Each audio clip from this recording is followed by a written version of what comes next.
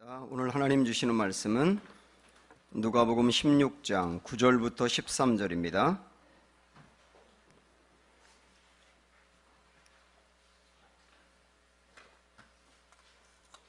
신약성경 122쪽 누가복음 16장 9절부터 13절 말씀.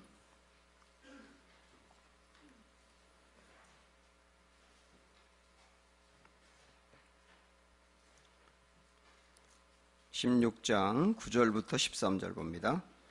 내가 너희에게 말하노니 불의의 제물로 친구를 사귀라. 그리하면 그 제물이 없어질 때에 그들이 너희를 영주할 처소로 영접하리라.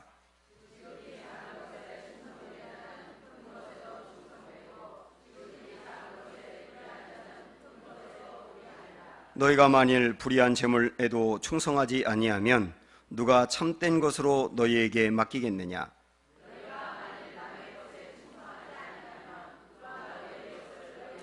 같이 읽습니다. 집 하인이 두 주인을 섬길 수 없나니 혹 이를 미워하고 저를 사랑하거나 혹 이를 중히 여기고 저를 경히 여길 것임이니라. 너희는 하나님과 재물을 겸하여 섬길 수 없느니라. 아멘. 우리 주위분들 서로 인사 좀 나눕니다. 사랑합니다, 감사합니다 하고 인사합니다.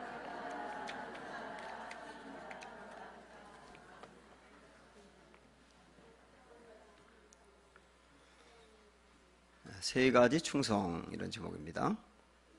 어떤 한 주인이 청지기에게 그 가정의 모든 재산을 맡겼습니다. 청지기는 집을 관리하기도 하고 재산을 관리하기도 하는 사람인데, 회사로 본다면 전문 경영인 같은 사람이라고 볼 수가 있을 겁니다.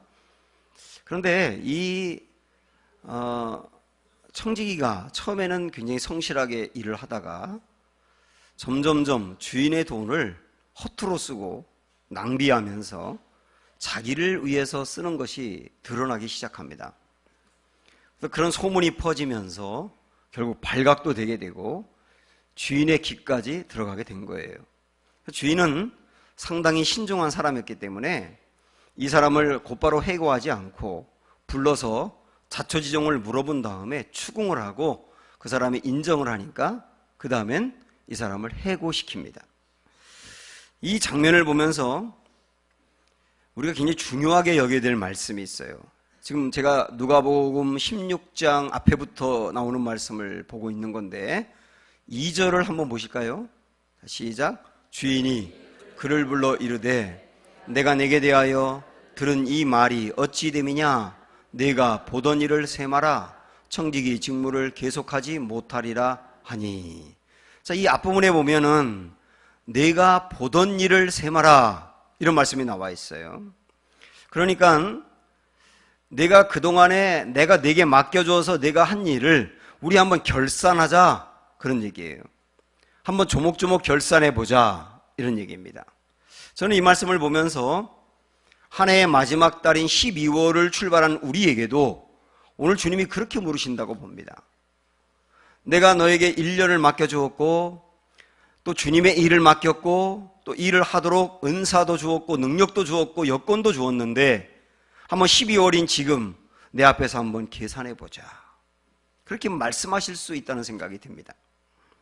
저 개인에게도 그렇게 말씀하시고요, 여러분에게도 마찬가지.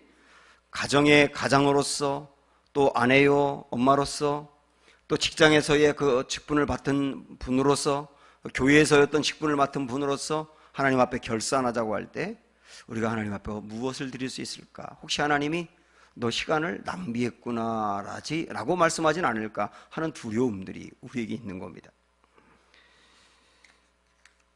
근데 한 해의 결산을 하면서 이 말씀을 잘 보니까 그래도 말이죠, 내가 한 해를 결산하는 거는 부족하다 하더라도 기회가 있어요.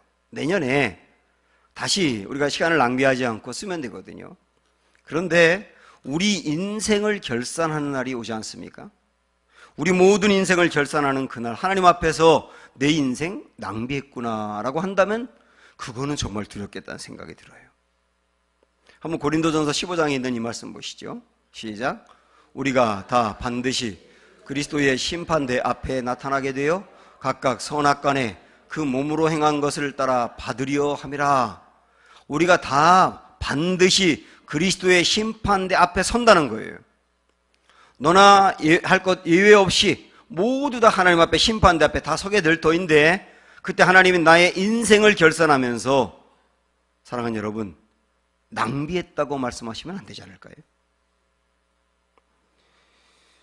이 불의한 청지기, 이 오늘 본문에 나와 있는 불의한 청지기는 이제 주인으로부터 해고 통보를 받습니다. 그러면서 고민에 빠져요. 야, 내가 이렇게 해고가 될 텐데 앞으로 무엇을 해서 먹고 살아야 되는가? 내가 땅을 파자니 경험도 없고 힘들고 빌어먹자니 부끄럽구나. 어찌하면 좋을까? 하고 고민한단 말이죠. 이때 이 사람이 생각하면서 안타까웠던 것은 뭐냐면, 그동안에 주인의 돈을 뒤로 빼돌리면서 자기 자신의 영달을 위해서는 굉장히 많이 썼는데, 그것을 많이 썼지만 주변에 위기를 만나고 어려움을 만났을 때 도와달라고 할 만한 사람이 하나도 없는 거예요. 자기 인생의 가장 중요한 위기에 빠졌는데 누구 찾아갈 만한 사람이 없는 겁니다. 원래 인생의 위기를 만나면 손을 헤아려 보면 몇 사람이 없는 거예요. 이 사람은 하나도 없는 거예요. 돈은 많이 갖고 썼는데 위기 순간에 찾아갈 사람이 없다는 것은 이 사람 인생 허비한 거거든요. 어쩌면 우리 인생도 해고 통보를 받는 날이 오지 않겠습니까? 뭐 직접적으로는 회사에서 아직 일할 만한데 그만두라고 말하는 날이 올 수도 있잖아요. 그리고 은퇴를 해가지고 더 이상 일을 할 수 없는 상황이 올 수도 있잖아요. 근데 그런 것들은 그래도 괜찮습니다. 내 인생 전체에 해고 통보를 받는 날이 있습니다. 이제 내 인생의 색상을 빼야 되겠다. 그리고 나에게 와야 되겠다 라고 부르시는 그 해고의 날이 우리 모두에게 있지 않습니까? 그 날이 분명히 나에게 올 터인데, 그때 내가 하나님 앞에 내 인생 전체의 성적표를 내야 될 터인데, 너 그렇게 허다한 인생을 허비했다고 말하면 정말 안 되지 않겠는가 라고 하는 두려움을 가지면서, 그러면 우리 인생에 다가올 미래에 그 마지막 해고 통보를 받는 날을 위하여 우리가 무엇을 할 것인가를 생각해 봐야 된단 말입니다. 이 불의한 청지기는 주인이 해고 통보를 하니까 이제 자기가 진짜 직장을 잃게 되는 날이 얼마 안 남았잖아요. 이 사람이 재빠르게 조치를 합니다. 그래서 그동안에 주인에게 빚을 진 사람을 불러가지고, 당신 얼마 빚졌습니까? 기름 100마리입니다. 그러니까 그 곳에 50마리라고 수정해 써줘요. 당신 50말 빚진 거예요. 50말만 갚으면 돼 앞으로. 당신 얼마 빚졌어요? 밀 100석 빚졌는데요. 20%를 탕감해 줄게요. 그리고 20%를 없애주는 거예요. 이 사람이 그렇게 한 이유는 뭐냐면, 해고당하고 난 다음에 이 사람들에게 도움을 받고 싶어서 그런 거예요. 상당히 약삭빠르고 불의한 사람이죠. 그런데 이 말씀을 쭉 읽어보면서 고민에 빠지는 것은 뭐냐면, 주인이 이 사람을 칭찬했다는 거예요. 한번 8절의 말씀 읽어보세요. 시작. 주인이 이 옳지 않은 청지기가 이를 지혜 있게 하였으므로 칭찬하였으니 이 세대의 아들들이 자기 세대에 있어서는 빛의 아들들보다 더 지혜로움이니라 그랬습니다. 아니, 이 사람이 칭찬받을 일이 아닌데 칭찬했단 말입니다. 칭찬한 이유는 이 사람이 불의하게 한 행동을 칭찬한 게 절대 아닙니다. 다만 이거 하나예요. 이 사람이 인생의 위기에 빠졌을 때 미래를 위해서 준비했다는 거예요. 그게 지혜롭다는 겁니다. 그래서 이 말씀을 통하여 주님이 우리에게 주려고 하는 것은 도덕적으로 이 사람이 깨끗하냐 아니냐 그 부분으로 접근하려고 하는 것이 아니고, 우리는 반드시 위기의 날이 오는데 그 날을 위해서 준비하는 사람이 가장 지혜롭다, 이 이야기를 해주고 싶은 거예요.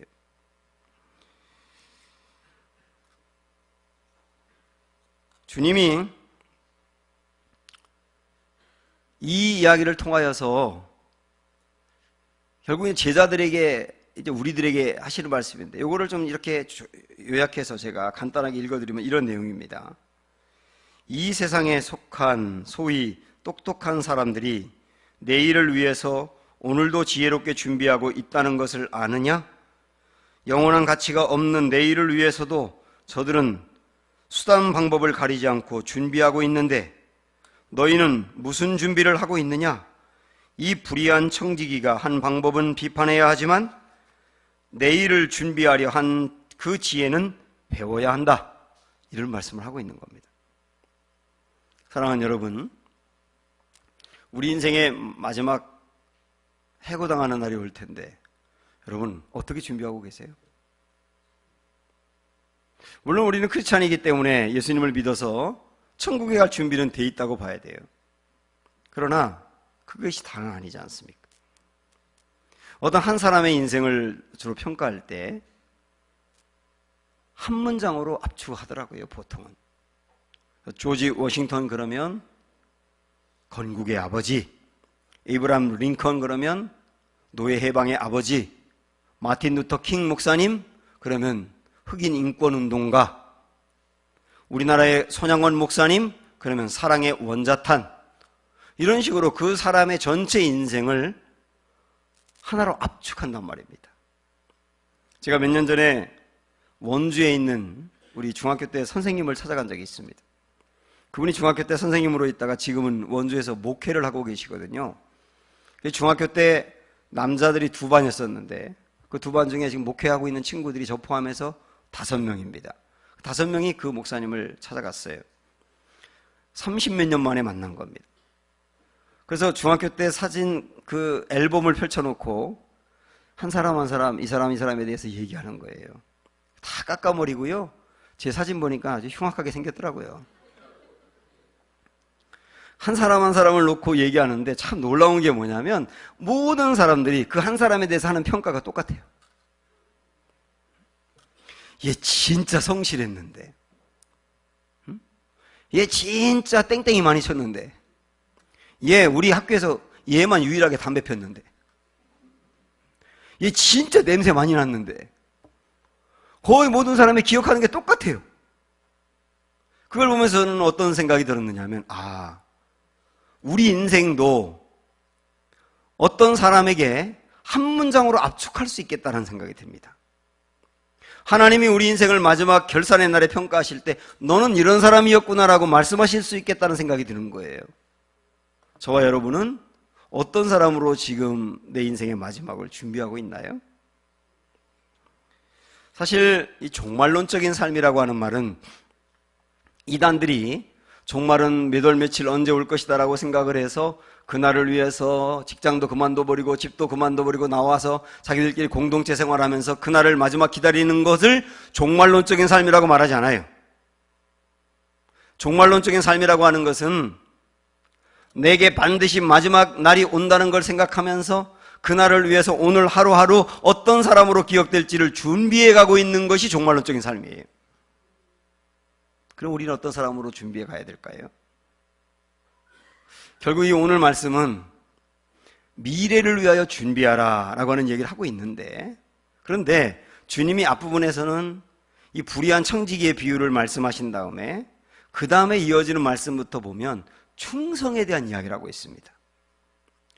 그것도 특별히 3가지 충성에 대해서. 그 말은 잘 이렇게 이해를 하면 어떤 뜻이냐면, 마지막 날을 준비하는 게 지혜로운 삶인데 그 마지막 날을 잘 준비하는 지혜로운 사람은 누구냐? 충성스러운 사람이란 뜻이에요. 여러분, 충성이라고 하는 이 덕목은 굉장히 아름다운 겁니다. 충성은 성령의 9가지 열매 중에 하나예요. 그리고 충성이라는 말은 하나님이 내게 맡겨준 일이 있다면 누가 뭐라고 말하든지 내 상황이 어떠하든 상관없이 묵묵히 그 길을 걷는 사람을 말하는 거예요. 그런 사람이 충성스러운 사람이에요. 그래서 충성스러운 사람이 이렇게 좋기 때문에 하나님은 지금도 충성스러운 사람을 찾는다고 말씀합니다. 시편 말씀 보세요. 시작. 내 눈이 이 땅에 충성된 자를 살펴 나와 함께 살게 하리니 라고 말씀합니다. 지금 우리 하나님의 눈이 충성된 자를 찾고 있다는 거예요. 충성된 자. 지금도 하나님은 충성된 자를 찾고 계세요. 그리고 충성된 사람은 내 일을 맡겨주신 하나님의 마음을 시원케 해드리는 사람이라고 말씀합니다. 잠언 25장 보세요. 시작. 충성된 사자는 그를 보낸 이에게 마치 추수하는 날에 얼음 냉수 같아서 능히 그 주인의 마음을 시원하게 하느니라. 빨간 글씨만 다시 한번 읽어보겠습니다. 충성된 자는 추수하는 날에 얼음 냉수 같아서 주인의 마음을 시원하게 한다는 거예요. 그 더운 여름에 추수할 때 시원한 냉수 하나를 들이마시면 마음까지 시원해지지 않습니까? 마치 하나님에게 충성된 사람은 하나님의 마음을 시원하게 해드리는 사람이다. 이 충성이 얼마나 중요한지 아시겠죠?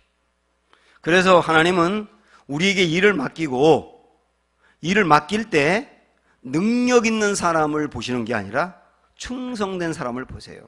고린도전서 4장 봅니다. 시작. 사람이 마땅히 우리를 그리스도의 일꾼이요 하나님의 비밀을 맡은 자로 여길지어다. 그 다음에 그리고 맡은 자들에게 구할 것은 뭐라고요? 충성이라고. 맡은 자들에게 구할 것은 능력이라 말씀하지 않았어요. 하나님이 일을 맡기면 능력은 부어서 감당하게 하시거든요. 중요한 것은 태도예요. 특별히 충성스러운 태도를 보신다는 겁니다. 그래서 우리는 충성스러운 사람이 되는 게 미래를 준비하는 자세다라고 하는 것을 마음에 여기면서 이 세 가지에 충성할 수 있어야 합니다.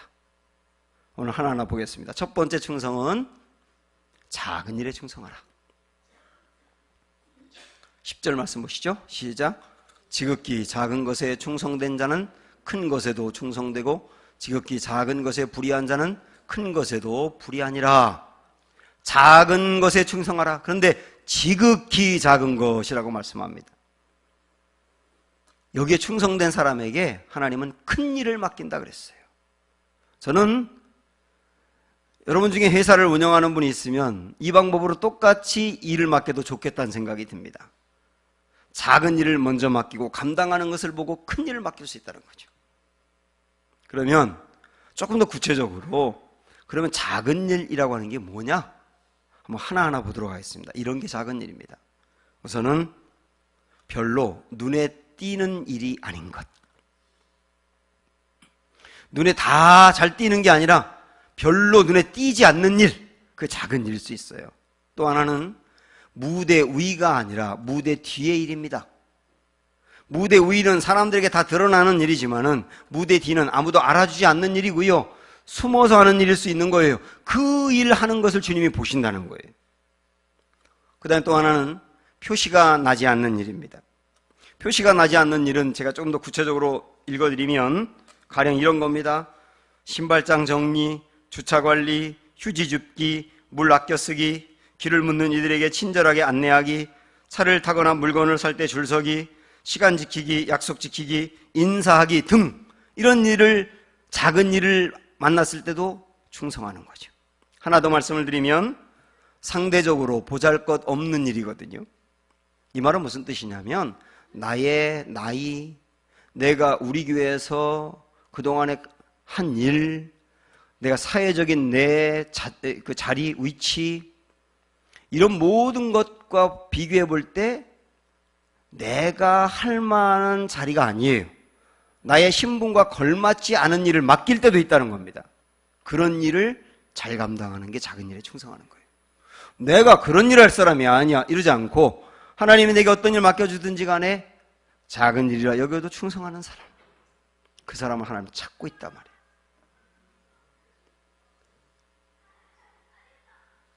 하나님이 이 사무엘 선지자를 이새의 집으로 보냈거든요. 이새가 다윗 왕의 아버지지 않습니까? 그 집으로 보내서 거기서 왕이 될 만한 사람을 골라라 그랬어요. 그러니까 아버지에게 사무엘이 와가지고 그 말을 하니까 아버지가 들에서 양을 기르고 있는 아들들을 소집합니다. 그러니까 모든 형제들 8명이었는데 8명 중에 7명은 자기들을 부른다는 얘기를 듣고서 양을 다 팽개치고 얼른 아버지에게로 가요. 그런데 그 중에 막내 아들인 다윗만 그 팽개치고 그냥 간 양들을 돌보느라고 못 간 거예요. 이거를 하나님이 주목해 보셨습니다. 그 모습을 주목해 보셨다고요. 작은 일에 충성하는 거예요. 제가 간 다음에 설교할게요.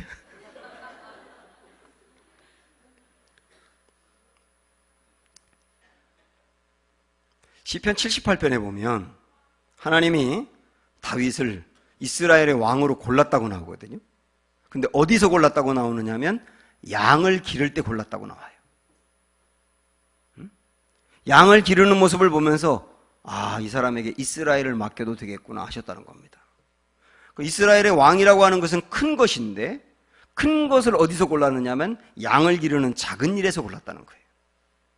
그래서 성경에 보면 실질적으로 이 다윗이 이런 적이 있었어요. 자기가 기르는 양을 곰과 사자가 와가지고 공격한 적이 있습니다. 그러니까 자기가 살기 위해서 도망을 간 게 아니고 자기에게 맡겨진 양들을 어떻게든 보호하기 위해서 그 맹수들과 자기가 싸워요. 한 번은 사자가 자기의 양을 물어가지고 입 안으로 집어넣은 적이 있어요. 이미 죽은 것이나 마찬가지잖아요. 근데 다윗은 이미 내 양이 사자의 입속에 들어가 있었지만은 그 입속에 있는 양까지도 꺼내가지고 결국은 보호했다는 거예요. 아무도 보지 않았어요. 양은 혼자 키우지 않습니까?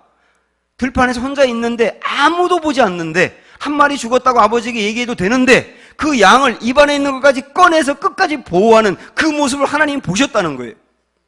와, 작은 일 이렇게 하는 거 보니까 큰 일 맡겨도 되겠는데? 작은 일에 충성한 자는 큰 일을 맡게 된다는 거예요. 두 번째, 주님은 우리에게 또 어떤 충성을 요구하느냐면 불의한 재물에 충성하라 그랬어요. 11절 읽어봅니다. 시작. 너희가 만일 불의한 재물에도 충성하지 아니하면 누가 참된 것을 너희에게 맡기겠느냐 그랬습니다. 이게 참 이상하지 않습니까? 불의한 재물에도 충성하라. 여러분 오해하지 마세요. 이 말씀이 수단과 방법을 가리지 않고 돈을 벌고 부정적인 방법으로라도 돈을 많이 벌어서 그 돈으로 헌금 많이 하고 어려운 사람 도와주면 된다, 그 얘기가 아닙니다. 여기서 불의한 재물에도 충성하라 그 말은 뭐냐면 이때 당시에는 재물이라고 하는 것 자체를 부정하다고 봤어요. 재물이 좋은 것이긴 하지만 그 재물 때문에 죄를 많이 짓고 하나님과 관계가 멀어지기 때문에 재물은 부정한 것이라고 하는 인식이 있었단 말입니다. 그래서 이 말씀은 그냥 불의한이라고 하는 말을 떼버리고 재물에도 충성하라 이렇게 이해하시면 됩니다. 그런 사람에게 참된 것을 맡긴다. 눈에 보이는 재물을 갖고 충성하는 사람에게 눈에 보이지 않는 영적인 것도 맡긴다, 이런 의미로 해석할 수 있습니다. 그러면 재물에 충성하라고 하는 이 말씀을 구체적으로 우리가 어떻게 이해할 수 있을까요? 우선 정직하기라고 할 수 있습니다. 정직하기, 상사하는 분들이 가격에 있어서도 정직하고 회계 처리에 있어서도 정직한 거예요. 그 다음에 절약하기라고 나와 있는데 이거는 내가 특별히 공적인 재정을 사용할 때 절약하기예요. 교회의 재정을 사용할 때, 회사에서의 공금을 사용할 때 그것도 절약해서 쓰는 게 재물에 충성하는 겁니다.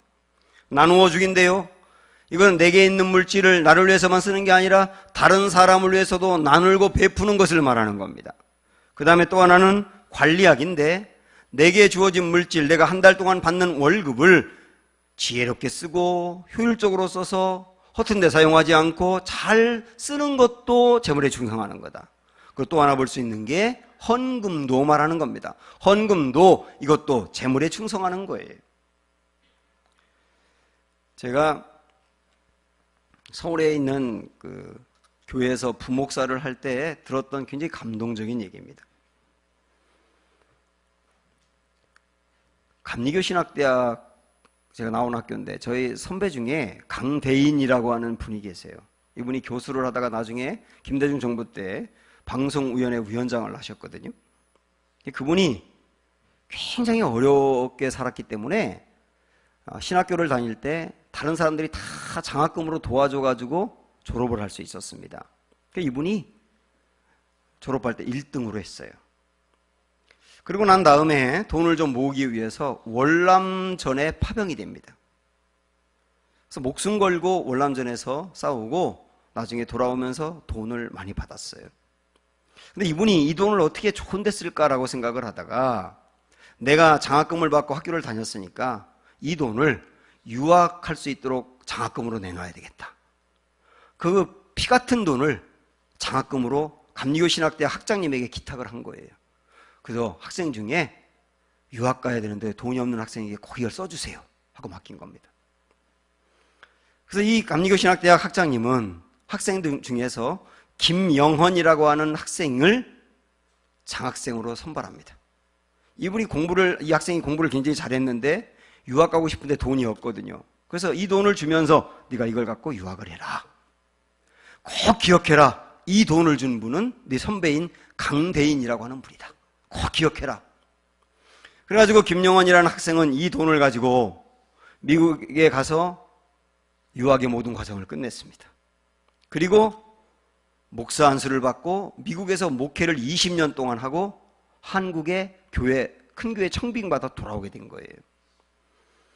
그런데 제가 있던 교회에서 부흥회를 열면서 이 김영헌 목사님을 강사로 초빙을 한 겁니다. 그리고 부흥회 첫날 식사 대접을 강대인이라는 분이 한 거예요. 그때는 이분이 장로님이 됐어요.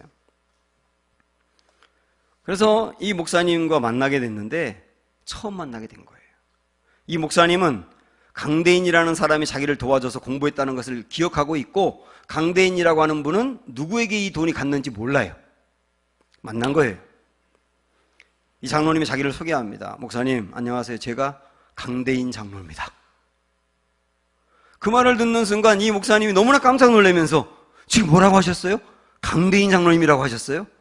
네, 제가 강대인입니다. 혹시 감리교신학대학 나오셨어요? 예, 그런데요. 혹시 월남전에 파병된 적 있나요? 그런데요. 월남전에서 마치고 와가지고 번 그 돈으로 혹시 미국에 유학생을 보내지 않았나요? 그런데요.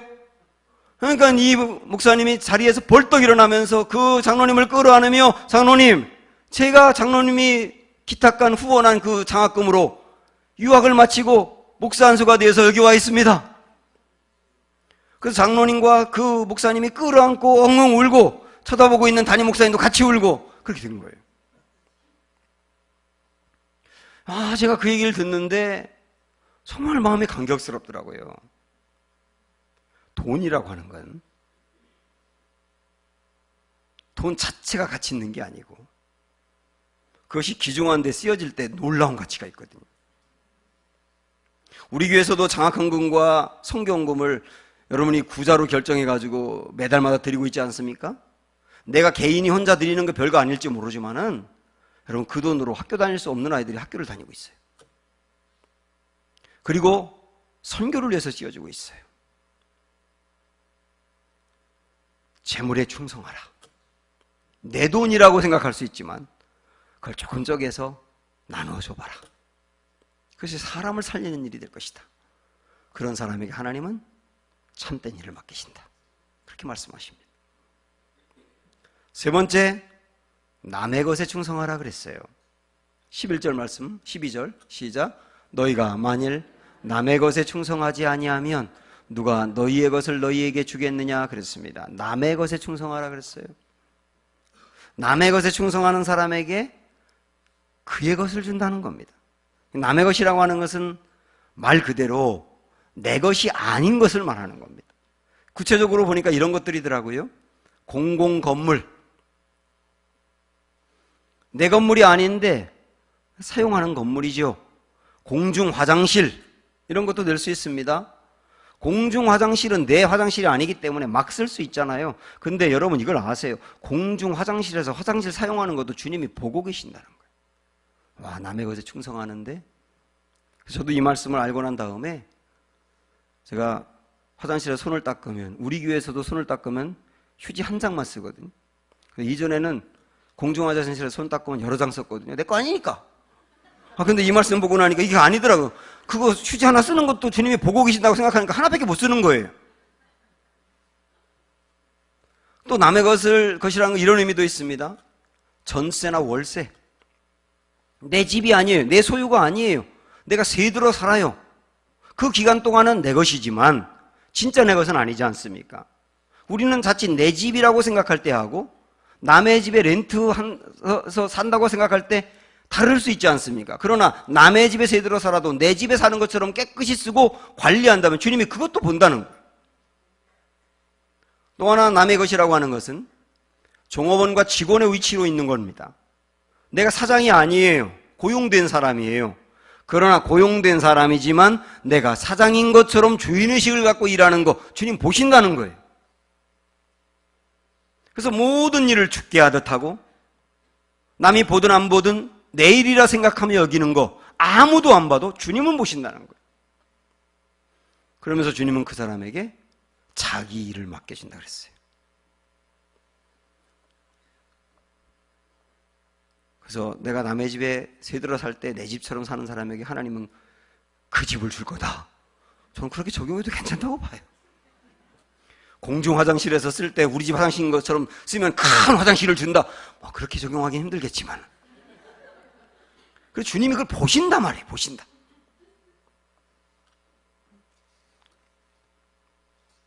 남의 것에 충성하라. 그리하면 너의 것을 맡기리라. 그러셨어요. 오늘 여러분이 교회에 오면서 주보에 동봉한 2017년 사역 소개 및 신청서를 받으셨습니다. 한번 보십시오. 여기에 우리 교회에서 하고 있는 2017년도에 할 사역을 다 정리를 해드렸습니다. 여러분 이거 정말 하나하나 좀 진지하게 읽어보시고 다음 주일에 여러분 사역 신청서를 내시기 바랍니다. 이 중앙에 있는 이 부분은 주로 우리 어른들 사역이고요. 그 다음에 이 뒷장으로 넘겨보시면 교육국이라고 되어 있는데 보면 교육양육부하고 다음 세대를 위한 사역이라고 되어 있어요. 그 부분도 한번 보세요. 앞부분은 그냥 읽어보시면 되는데 뒷부분은 제가 좀 설명을 해드리겠는데 특별히 다음 세대를 위한 사역 안내라고 한 거 한번 보실까요? 우리 교회가 다음 세대를 부흥의 세대로 세우기 위해서 제가 우리 교회 부임한 다음에 지금까지 정말 구호처럼 수도 없이 외치고 그래서 우리 교우들도 그래야 된다고 생각을 하고 있는데 이제는 구체적으로 어떻게 할 것이냐. 내가 다음 세대를 위해서 하나 정도 사역을 하자. 그런데 이 중에 여러분 8가지 중에 하나는 여러분이 결정하셔야 됩니다. 첫째는 교회 학교 교사인데 유아부, 유치부, 그 다음에 어린이부, 청소년부, 청년부 교사 중에 하나를 맡아서 그 반을 맡아 할 수도 있어요. 지금 이미 교사들이 그렇게 하고 있고요. 그 다음에는 양육교사가 뭐냐면 우리 교회에서 다음 세대들을 길러내는 양육 시스템이 있는데 이게 주보에 좀 흐릿하지만 거기 나와 있어요. 야구장 같이 1, 2, 3, 4단계로 이렇게 돌려가고 있는데 여기 1단계, 2단계에서는 어른들이 1대1 내지는 1대3으로 아이들을 양육을 해야 합니다. 그래서 1대1로 아이들을 맡아가지고 그 아이들에게 양육을 4주 동안 하는 거예요. 그럴 분들을 찾는 겁니다. 이게 양육교사입니다. 그리고 어떤 분들은 야, 내가 다른 건 몰라도 그럼 우리 아이들 그 한반 아이들을 내가 주일날 내 차에 태워와야 되겠다. 그리고 아이들이 교회에서 제자 훈련을 할 때 그 반 아이들 수송을 내가 해야 되겠다. 차량 봉사도 할 수 있습니다. 그리고 식사 봉사는 뭐냐면 아이들이 제자 훈련을 받을 때 지난번도 토요일 날 교회에서 제자 훈련 받을 때 여러분들이 와가지고 밥을 해주셨어요. 그래서 아이들이 그걸 먹으며 좋아했습니다. 그 식사를 담당할 분이 또 필요합니다. 중보기도는 아이들이 양육을 받는 동안 일주일에 한 번 모여서 아이들이 정말 다음 세대가 부흥의 세대가 되기를 위하여 중보기도 해줄 수 있는 분이 필요한 거예요. 간식후원은 내가 우리 어린이부 1학년 반은 내가 간식을 책임질게. 내든지 아침에 일찍 나오는 교사들을 위해서 간식을 책임진다든지 제자훈련할 때 한다든지 이렇게 한 반을 책임지겠다라고 할 수 있는 분도 있어요. 유아 돌보미는 우리 젊은 세대들이 특히 유아들을 데리고 있는 우리 집사님들이 뭔가 교회에서 사역을 하고 싶어도 애들 때문에 못하거든요. 사역하는 그 시간 동안 내가 그럼 그 아이들을 봐주겠다. 그러는 분도 필요합니다. 그러면 젊은 세대들이 더 활발하게 사역을 할 수 있지 않습니까? 마지막 영어 예배는 내년에 우리 교회가 만들 예배인데 다음 세대 그 어린아이들을 위한 예배거든요. 영어 예배가. 이 영어 예배 내가 영어를 좀 할 줄 아는 분들이 스텝으로 섬겨주시면 그 아이들이 영어로 주님께 예배 드리면서 예배도 드리고 또 영어 공부도 할 수 있는 그런 기회를 만들려고 합니다. 이 8가지 중에 한 가지 정도는 여러분이 어디든 신청을 하실 수 있어요. 어쨌든 이거 여러분 읽어보시고 집에 가자마자 던져버리지 마시고 정말 진지하게 한번 읽어보고 신청하셔야 됩니다. 적어도 1개 이상씩. 어른 사역 1개 이상, 다음 세대 사역 1개 이상. 저를 보시죠, 이제. 물론 저는 압니다. 어떤 분들은 내가 예배만 똑바로 드리고 다른 일은 하지 말아야 되겠다 생각하는 분이 있을 수도 있어요. 다른 교회에서 열심히 교회 일을 하다가 상처받고 교회를 떠난 분들 중에는 내가 다른 교회 가면 절대 하지 말아야지 이렇게 생각한 분도 있을 수 있습니다. 그래서 선뜻 뭔가 하겠다고 말하기가 어려운 분이 있어요. 그리고 나는 하고 싶은 마음은 있지만 바빠서 못하기 때문에 지금 어렵다라고 생각하는 분이 있을 수도 있고요. 그리고 어떤 분들은 내가 우리 교회 온 지 얼마 안 됐는데 벌써 이런 일 하면 나선다고 하지 않을까? 우리 교회는 절대 그렇게 생각 안 하는데도 불구하고 그런 것 때문에 꺼려하는 분이 있을 수도 있어요. 어떤 분은 하고 싶은 마음은 있지만 내가 능력이 안 돼서 못하겠다 그러는 분도 있다고 해요. 물론 기도가 능력이 필요한 건 아니지만. 사랑하는 여러분, 이걸 한번 생각을 해보십시오. 우리 예수님은 정말 충성스러운 분이셨습니다. 하나님이신데 하나님의 자리를 내려놓고 인간이 되신 것 자체가 벌써 충성이고, 인간이 되셔가지고 이 땅에 사시는 동안도 하나님이 당신에게 맡겨진 일들을 사람들이 몰려들든 몰려들지 않든 꺼리끼지 아니하면 묵묵히 그 길을 감당하신 것도 충성이고요. 한 영혼을 사랑하여서 그 영혼을 위하여 당신의 목숨까지 바친 온전한 충성이 있었고요.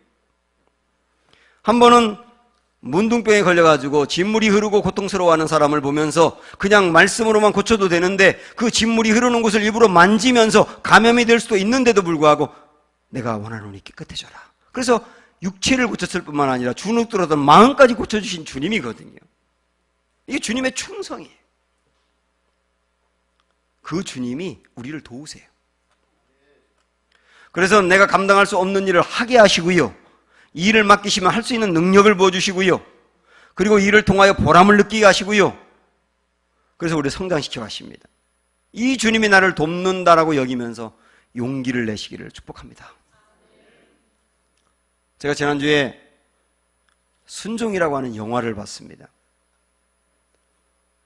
시리아에서 내전 때문에 나라를 탈출해서 난민으로 레바논에 온 사람들을 섬기는 평신도 선교사 부부 이야기, 그리고 아프리카의 우간다라고 하는 나라의 한 시골에서 역시 사람들과 함께 살면서 그들을 전도하는 한 선교사 가정 이야기, 그것이 다큐멘터리 형식으로 조명이 되고 있는데, 그분들도 그 땅까지 가는데 갈등이 많았고, 또 그 일을 하면서도 내가 이 일을 계속해야 되나, 돌아가고 싶은데라고 하는 생각으로 고민도 많이 하고 있는 게 사실이지만, 그래도 많은 갈등이 있지만 묵묵히 그 길을 걸으면서 사람들을 살려내고 있더라고요. 그 분들에게 마지막으로 순종이 뭐라고 생각하느냐고 물었을 때 이분들이 순종에 대해서 한 말, 그건 충성과 같다는 의미로 생각하면서 한번 마지막으로 한번 보시죠. 순종이 뭘까요? 하나님이 원하는 곳에 있는 것입니다. 그리고 하나님이 하라고 하신 일을 그냥 묵묵하게 하는 것입니다. 하나님이 같이 있으라 하신 사람들과 함께 있는 것입니다. 이게 바로 충성이고 순종입니다. 우리 모두가 그런 마음을 다짐하셔서 여러분의 모습으로 하나님께 충성하여 쓰임받는 은혜가 있기를 주님의 이름으로 축복합니다. 우리 함께 찬양합니다. 두 손 들고 찬양합니다. 이 찬양 부를까요?